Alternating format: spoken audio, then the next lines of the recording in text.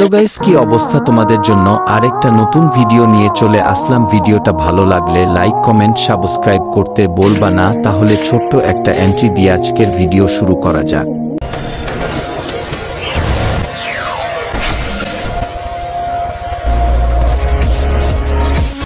গল্প। পুরাতন বাড়ির নিঃশ্বাস সন্ধ্যা নেমে এসেছে। শহর থেকে অনেক দূরে নির্জন এক জায়গায় একটা পুরনো বিশাল বাড়ি। বাড়িটা দীর্ঘদিন ধরে খালি পড়ে আছে। লোকে বলে এই বাড়িতে নাকি ভূত আছে। অব্র আর তার দুই বন্ধু রাতুল আর তানিয়া বাজি ধরেছিল যে তারা এক রাত এই বাড়িতে কাটাবে। তারা সবাই অ্যাডভেঞ্চার ভালোবাসে আর ভূতের গল্প তাদের কাছে নিছকি কল্পনা। সন্ধ্যা 7টা বাজতেই তারা বাড়ির সামনে এসে হাজির হলো। বিশাল গেটটা খোলা আর লোহার তৈরি গেটটা হাওয়ায় ক্যাচর ক্যাচর শব্দ করছে। ভেতরে প্রবেশ করতেই একটা অদ্ভুত গন্ধ নাকে এল। স্যাঁতসেঁতে ধুলোমাখা আর একটা অচেনা পুরনো গন্ধ। সামনের বাগানটা জঙ্গলে পরিণত হয়েছে, গাছপালা সব আগাছায় ঢাকা। তারা টর্চের আলো ফেলে সাবধানে ভেতরে। গোলঘরটা বিশাল আর দেয়ালের পলেস্তারা খসে পড়েছে। মাকড়সার জালে সবকিছু ঢাকা। প্রতিটি পদক্ষেপে মেঝে থেকে কর্কশ শব্দ উঠ, যেন বাড়িটাই তাদের আগমন জানান দিচ্ছে। রাতুল তার ফোন দিয়ে ভিডিও করছিল। এই দেখ দোস্তরা, ভূতের বাড়ি। ভূতের নাম গন্ধ নেই, ইসে হাসছিল। তানিয়া একটু ইতস্তত করছিল, আমার কেমন জানি লাগছে। একটা অদ্ভুত নীরবতা এখানে। কি তারা দোতলায় উঠ। এগুলো পুরনো, প্রতি ধাপে শব্দ হচ্ছে। ওপরের একটা ঘরের দরজা অল্প খোলা ছিল।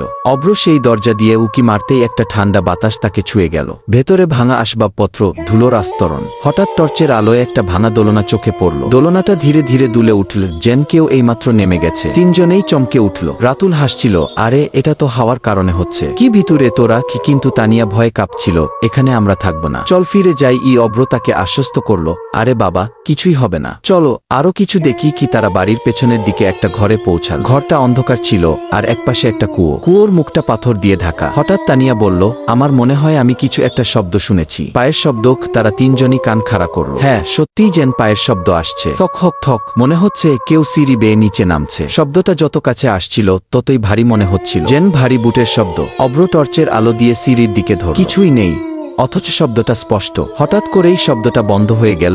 আমি আর থাকতে পারছি না, তানিয়া ফুপিয়ে উঠ। আমি চলে যাব।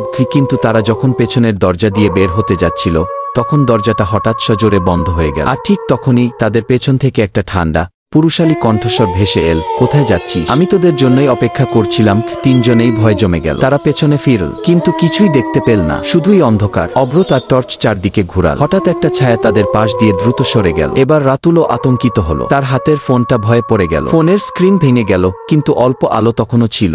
আবছা আলোয় তারা দেখতে পেল কুয়োর পাথরের ঢাকনাটা ধীরে ধীরে নড়ছে, যেন কেউ ভেতর থেকে ঠেলছে। এরপরই একটা বিভৎস গোঙানির শব্দ কুয়োর ভেতর থেকে ভেসে এল। শব্দটা এতই তীব্র ছিল যে তাদের কান ঝালাপালা হয়ে যাচ্ছে। মনে হচ্ছিল কুয়োর ভেতর থেকে কিছু একটা উঠে আসছে। তারা আর এক মুহূর্ত অপেক্ষা করল না। যা বন্ধ থাকলেও কাচের জানালা ভেঙে তারা তিনজন বাইরে লাফিয়ে পড়ল। তারা দৌড়াতে শুরু করলো, পেছনে ফিরে তাকানোর সাহসও ছিল। যতক্ষণ না তারা গ্রামের প্রথম বাড়িতে পৌঁছাল ততক্ষণ তারা থামল না। দম ফুরিয়ে আসছিল, কিন্তু হৃদস্পন্দন থামছিল। গ্রামের মানুষ তাদের বিপর্যস্ত চেহারা দেখে অবাক। তারা কোনো মতে তাদের অভিজ্ঞতা বলল। পরদিন সকালে গ্রামের কিছু সাহসী লোক গিয়ে বাড়িটা দেখতে গেল। তারা দেখল যে জানালা দিয়ে অব্ররা লাফিয়েছিল সেই জানালাটা অক্ষত, আর কুয়োর ঢাকনাটা ঠিক আগের মতোই ঢাকা ছিল। কোনো কিছুই ভাঙা বা সরানো ছিল না। কিন্তু অব্র, রাতুল আর তানিয়া জানে সেদিন রাতে তারা যা দেখেছিল তা কোনো স্বপ্ন ছিল। পুরাতন সেই বাড়ির নিঃশ্বাস আজও তাদের তাড়া করে ফেলে। আর সেই বিভৎস কণ্ঠস্বর তা তাদের কানে আজও বাজে। সেই রাতের পর থেকে তারা আর কোনোদিন অ্যাডভেঞ্চারের নামে কোনো নির্জন বাড়িতে যায়। আশা করি গল্পটা আপনার ভালো লেগেছে।